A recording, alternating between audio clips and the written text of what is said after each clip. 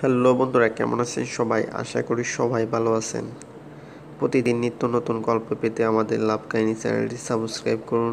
আর এই গল্পটি পড়ার সময় সাউন্ড অফ করে নিন, তাহলে গল্পটি পড়তে ভালো লাগবে। আমাদের আজকের গল্প পরাণ পিয়া পার্ট 63, লেখা রাবেয়া সুলতানা। এই যে কেউ এসে দেখলে সব প্ল্যান শেষ। নিবিড় প্রিয়তার কথা শুনে দীর্ঘশ্বাস ফেলে উঠে গিয়ে দরজা আটকাতে গিয়ে দরজা একটু ভেজে দিতেই জুহি দৌড়ে এসে নিবিড়কে জড়িয়ে ধরে কাঁদতে লাগলো। নিবিড় দরজা থেকে হাত ছাড়িয়ে জুহিকে জড়িয়ে হতভম্ব হয়ে আছে। প্রিয়তা তাড়াতাড়ি উঠে বসে ওড়নাটা খুঁজে নিয়ে অবাক চোখে তাকিয়ে আছে।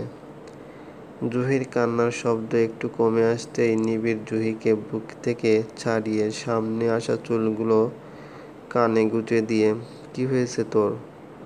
জুহি ডানে বামে মাথা নাড়িয়ে নিজের চোখ মুছে, কিছু হয়নি ভাইয়া। তাহলে কাঁদছিস কেন? বিকেলের ঘটনার জন্য। জুহি আবার মাথা নাড়ালো। না, তাহলে?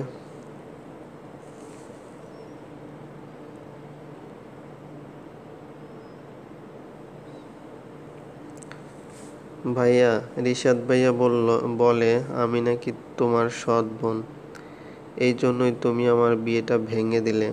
নিবিড় কথাটা শুনে রাগ উঠলেও নিজেকে সংযত করার চেষ্টা করছে। ভাইয়া, ও যাই বলুক না কেন, আমি তো জানি আমার ভাইয়া আমায় কতটা ভালোবাসে। আমি বিয়ের জন্য কাঁদছি না, কাঁদছি তোমার নামে। এই কথাটা বললো কি করে? আমার ভাইয়া কখনো নিজের কথা ভাবেনি, সব সময় আমাদের কথাই ভেবেছে। আর সেই জায়গায় ও বলে আমি নাকি তোমার সৎ বোন। কথাটা বলেই জুহি আবার কান্না করছে। নিবিড় জুহিকে বুকে নিয়ে, ধুর পাগলি, কে কি বললো না বললো সেটা নিয়ে তুই ভাবিস না। রাস্তার লোক সব সময় রাস্তাতেই থাকে, এদেরকে উঠিয়ে এনে বাড়িতে জায়গা দেওয়াটা সবচেয়ে বড় ভুল। আজ রাতটা শুধু ওয়েট কর, কাল থেকে নতুন দিন শুরু হবে আমাদের জন্য। জুহি সোজা হয়ে দাঁড়িয়ে চোখ মুখ মুছে, ভাবি নাকি আর সুস্থ হবে না? রিশাদ বলেছে। হুম। নিবিড় মুচকে হেসে, রাতটা কেটে যাক, তারপর দেখবি তোর ভাবি একদম সুস্থ। বাবা এসেছে? না, এখনই এসে পড়বে। আচ্ছা ভাইয়া, আপু এই রিশাদ ভাইয়াকে কিভাবে সহ্য করে? আমরা এখন যেভাবে করি, তবে আপুর ব্যাপার উল্টো, কারণ সে তাকে বিশ্বাস করে।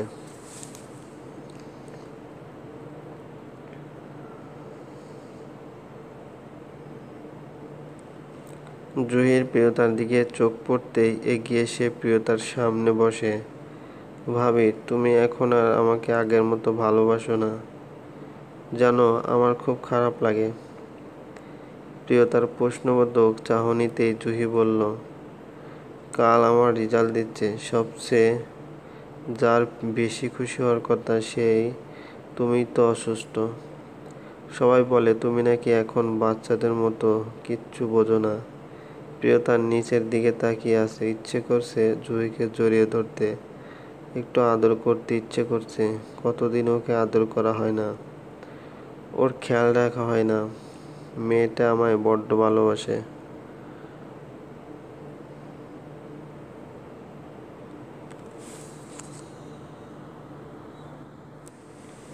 কথাগুলো ভেবে প্রিয়তা আর চোখে তাকালো। সালমা বেগমের ডাক শুনে জুহি আর নিবিড় নিচে নেমে গেল। মোশাররফ হোসেন এসেছে। নাদিয়া এসে সোফায় বসে স্বস্তির নিঃশ্বাস ফেলে। ভাগ্যিস আজ ডাক্তার দেখিয়েছে, না হলে হার্ট ব্লক হওয়ার সম্ভাবনা বেশি ছিল। ডাক্তার তারপরে আশ্বস্ত করতে পারছেন না, বলেছে যে কোনো সময় কোনো অঘটন ঘটে যেতে পারে। নিবিড় মোশাররফ হোসেনের পাশে বসে একটা হাত নিজের হাতে রেখে, বাবা আপনি এতটাই অসুস্থ বোধ করছেন কিন্তু আমাকে কিছু জানালেন না। আমার মনে হচ্ছে আমি আমার ফ্যামিলির থেকে আলাদা হয়ে যাচ্ছি। মোশাররফ হোসেন ছেলের কাঁধে হাত রেখে, তুই ছাড়া আমাদের কে আছে বল? তুই সারাদিন কত ব্যস্ত থাকিস, অফিস মিটিং, তারপর প্রিয়তাও অসুস্থ। তাই তোকে চাপ দিতে চাই না। নিবিড় বাবাকে জড়িয়ে মনে মনে ভাবছে, বাবা আমায় ক্ষমা করে দিন। প্রিয়তা খানিকটা সুস্থ জেনেও আপনাকে বলতে পারছি না। প্লিজ বাবা আমায় ক্ষমা করে দিও। তুই আমায় নিয়ে চিন্তা করছিস তাই তো? চিন্তা করিস না, আমি সুস্থই আছি। নিবিড় কথাটা শুনে, কাল আমি ডাক্তারকে ফোন দিব। আপনি এখন নিয়মিত ডাক্তারের অবজারভেশনে থাকবেন। কথাটা বলেই নিবিড় উপরে চলে গেল। সকালে ঘুম থেকে উঠেই নিবিড় মাহিতকে ফোন দিয়েছে অফিসে যাবে না, আর দুপুরের খাবার যেন তাদের বাড়ি এসেই খায়।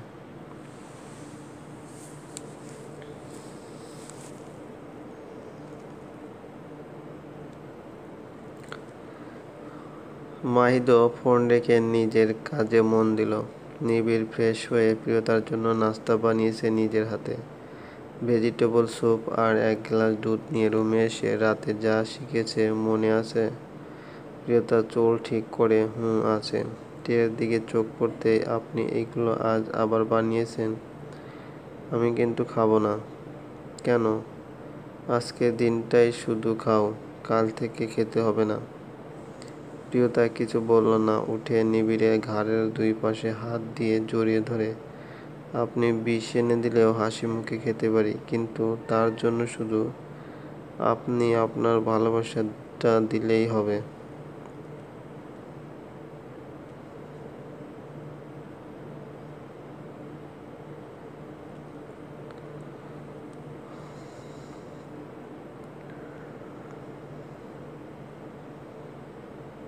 নিবিড় ঘাড় থেকে হাত ছাড়িয়ে, বেশ কথা শিখেছো, তাড়াতাড়ি খেয়ে নাও। কথাটা বলে নিবিড় অফিসের একটা ফাইল হাতে নিয়ে খুলে দেখছে। কাল রাতে আপনি আমাকে আপনার বুকে ঘুমাতে দিলেন না কেন? প্রিয়তার কথাটা শুনেই নিবিড় পিছনে ফিরে, আমি তোমাকে এইভাবে চাই না। প্রিয়তা কাঁদো কাঁদো গলায়, আপনি আমায় চান না মানেটা কি? নিবিড় ফাইলটা খাটে রেখে প্রিয়তার কাছে এসে, চাই না মানে তুমি বুঝতে পারো না? সব ঝামেলা মিটিয়ে আমি তোমাকে নিজের করে নিব।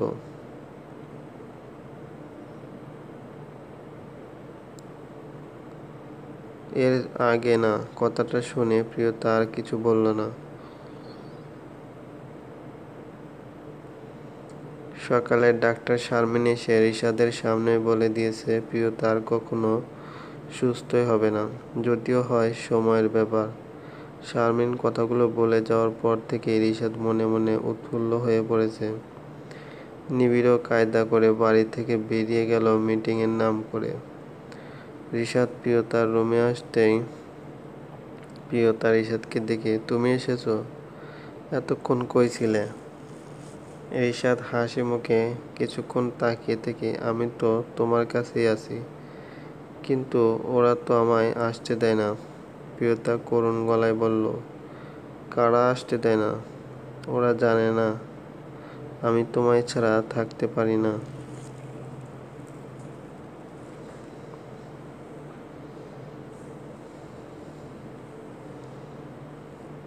ওই যে নিবিড়, যে তোমাকে সারাক্ষণ আমার কাছ থেকে দূরে রাখতে চায়। হ্যাঁ তুমি ঠিক বলেছ, কিন্তু আমি তো এখানে থাকতে চাই না। আমিও তো চাই না।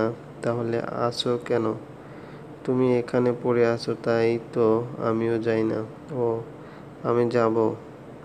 রিশাদ চমকে ওঠে, কোথায় যাবে? তোমার সাথে। আমি তোমার সাথে যাব? সত্যি তুমি আমার সাথে যাবে? হ্যাঁ আমি যাব, কিন্তু ওই নিবিড় যদি যেতে না দেয়? কেন দেবে না? বলো কেন দেবে না?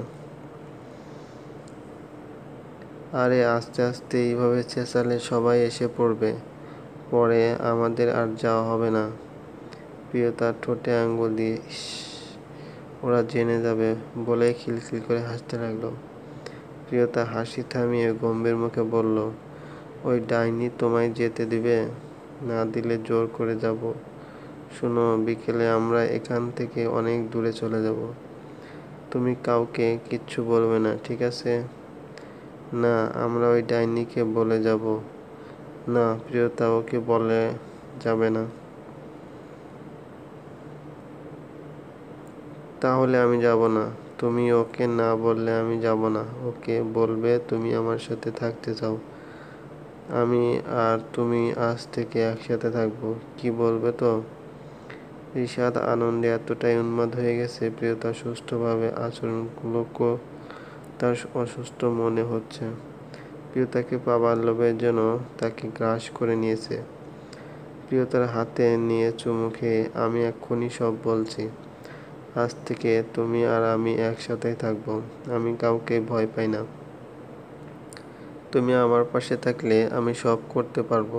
রিশাদ আর এক মুহূর্তের জন্য দাঁড়ালো না,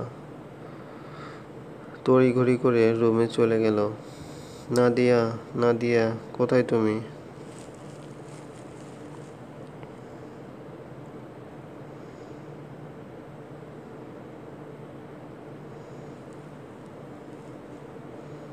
চলবে বন্ধুরা, গল্পটি যদি ভালো লাগে অবশ্যই লাইক কমেন্ট শেয়ার করবেন। আর একটি কথা, এখনও যদি চ্যানেলটি সাবস্ক্রাইব না করে থাকেন প্লিজ সাবস্ক্রাইব করুন। ধন্যবাদ, ভালো থাকবেন।